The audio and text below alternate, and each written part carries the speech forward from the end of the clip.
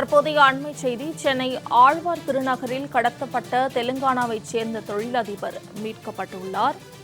கடத்தப்பட்ட தொழிலதிபர் மீட்பில் 6 பேர் கைது செய்யப்பட்டுள்ளனர். அந்த 6 பேர் கும்பலை கைது செய்துள்ளது காவல்துறை.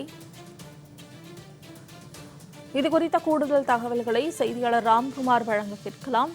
ராம்குமார், இந்த கடத்தல் வழக்கில் 6 பேர் கைது செய்யப்பட்டு விசாரணை நடைபெற்று வருகிறது. கூடுதல் விவரங்கள். கண்டிப்பாக தெலுங்கானா மாநிலம் கேவி ரங்கா மாவட்டத்தை சேர்ந்தவர் ரவீந்திர கவுடா.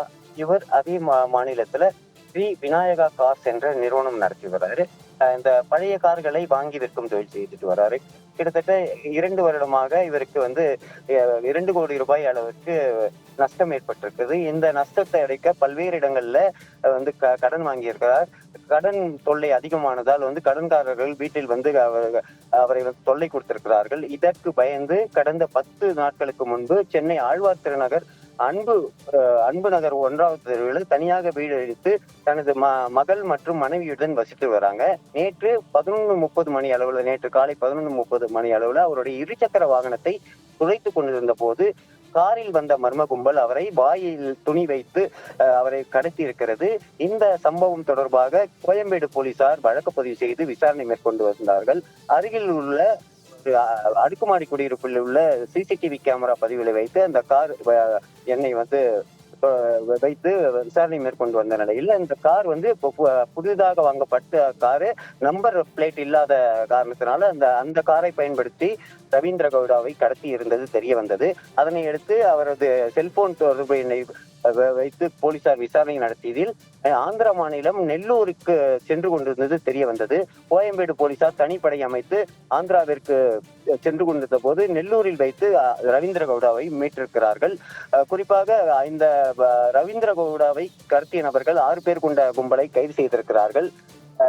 அதாவது கடன் பிரச்சனை காரணமாக அவர் சென்னைக்கு தனியாக வீடு எடுத்து வந்தது தெரிய வந்திருக்கிறது.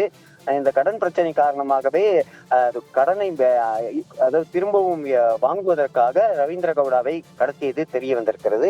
இந்த சம்பவத்தில் ஒரு 6 பேர் கொண்ட கும்பலை தற்போது கைது செய்திருக்கிறார்கள். தெலுங்கானா மாநிலத்தை சேர்ந்த அட்டச்சு பிரீத்தம் குமார், அதே போல இங்கலஜி ராஜ் யஸ்வத் என்ற உள்ளிட்ட ஒரு 6 பேரை கைது செய்திருக்கிறார்கள்.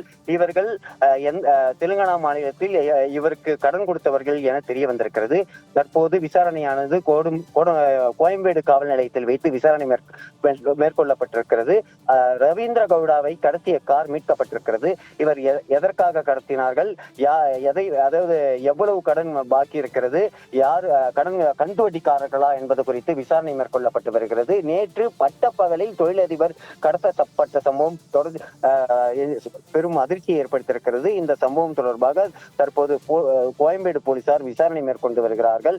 அவரது மகள் ரவீந்திர கவுடாவின் மகள் சென்னையில் உள்ள ஒரு தனியார் கல்லூரியில் படித்து வருவதும் தெரிய வந்திருக்கிறது. அதன் அடிப்படையில் தான் அவர் இங்கு தனியாக வீடு எடுத்து தங்கியிருப்பதும் தலைமறைவாக இருப்பதும் தெரிய வந்திருக்கிறது. தற்போது ரவீந்திர கவுடா கோயம்பேடு காவல் நிலையத்தில் வைத்து விசாரிக்கப்பட்டு வருகிறார். கைது செய்யப்பட்ட 6 பேரையும் விசாரணை மேற்கொள்ளப்பட்டு வருகிறது. இவர்களுக்கு பின்புலமாக வேற யாராவது இருக்கிறார்களா என்பது குறித்து தனிப்படை போலீசார் விசாரணை மேற்கொண்டு வருகிறார்கள். மோனிஷா. ராம்குமார், தகவல்களுக்கு நன்றி.